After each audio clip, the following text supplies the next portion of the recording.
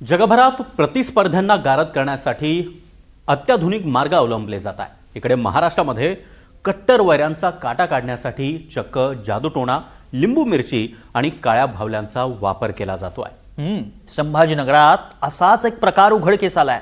काय नेमका प्रकार बघा। मैंने बहुत सारी फिल्में देखी क्रिमिनल, उसमें एक बार आदमी इसमें उतरा ना तो उसमें रिटर्न टिकट नहीं है।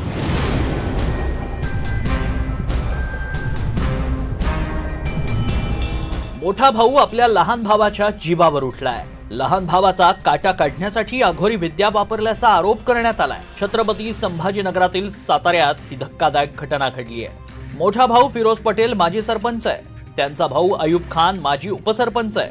फिरोज यांनी अयूब यांच्यावर काळी जादू करण्याचा प्रयत्न केल्याचा आरोप आहे। यामागचं कारण ऐकून तुम्हाला आश्चर्य वाटेल।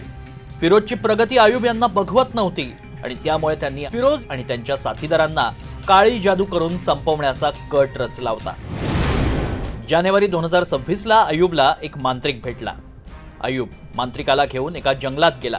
तिथं मांत्रिकानं अघोरी पूजा केली। या ठिकाणी फिरोजच्या फोटोला खिळे ठोकले होते। अमजद पटेल, अशफाक पटेल आणि खालिद पटेलचेही फोटो आढळले। यार अयूब भाई तुम अलग ही आदमी यार, बोले सिर्फ खाजा पण फिरोज को गिराने का था। मात्र दुसऱ्यासाठी खड्डा खणतो तोच त्या खड्ड्यात पडतो, अशी आपल्याकडे एक म्हण आहे। लहान भावाला संपवण्यासाठी केलेल्या अघोरी प्रकाराचा भांडाफोड अयूबच्या चालकानं केला। हे खरं म्हणजे सख्खा मोठा भाऊ आहे, त्याला मी साताऱ्याचा उपसरपंच केलं, ग्रामपंचायतला निवडून आणलं। काय याच्या मागे जळण आहे का काय? 1 वर्ष 1.5 वर्षापासून तो खोट्या तक्रारी करू लागला, सातारा पोलीस स्टेशनमध्ये करू लागला, हर्सूल पोलीस स्टेशनमध्ये करू लागला। कोणाचाही काही प्रकार घडला त्याच्यामध्ये आमचे नावं टाकायचे, आम्हाला अडकवण्याचा प्रयत्न करायचा। हे 2 दिवस अगोदर मला हे कळालं सातारा पोलीस स्टेशनमधून की भानामती, जादूटोणा, काळी जादू हे काय चालू आहे। म्हणजे 1-2 वर्षापासून त्याचं चालू आहे, लोकांकडून ऐकण्यात आलं होतं, पण आता हे समोर आलं। पण त्याच्यामध्ये नवीन प्रकार काय घडला, आता काही महिला तयार करायची, त्याला दारू पाजायची, मग त्याचा मर्डर करायचं, मग त्याच्यामध्ये आमचं कसं नाव येईल, कशी अडकली। आम्ही पोलीस कमिशनर आयुक्त साहेबांना भेटणार आहे, त्याच्याबद्दल त्यांना विनंती करणार आहे की घातपात जर झाला त्याचा जबाबदार कोण राहणार म्हणून। मोहम्मद इर्शाद मोहम्मद उमर हा अयूब खानचा अंगरक्षक आणि चालक।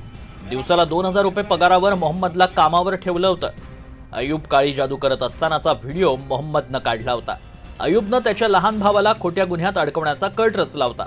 गांजा तस्करी आणि महिलेची हत्या केल्याच्या खोट्या गुन्ह्यात त्याला फिरोजला अडकवायचं होतं। मात्र हा कट ऐकून मोहम्मद घाबरला होता।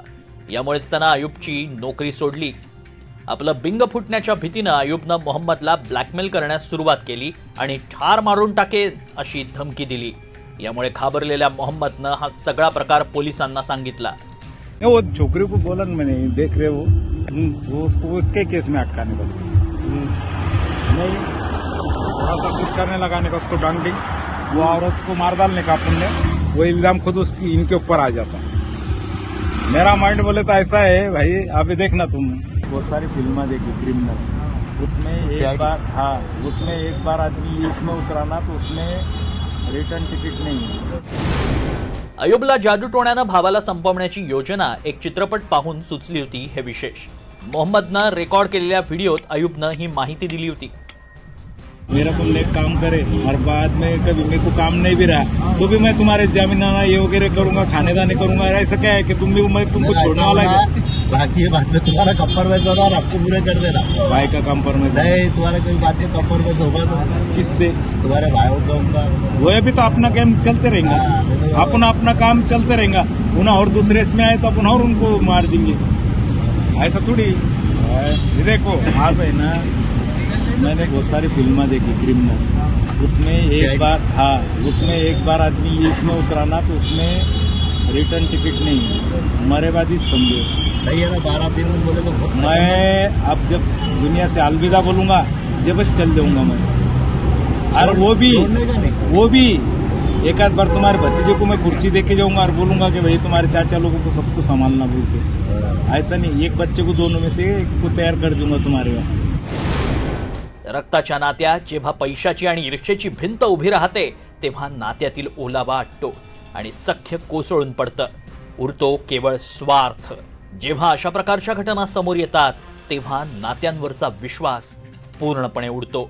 मोहसिन शेख, NDTV मराठी, छत्रपती संभाजीनगर.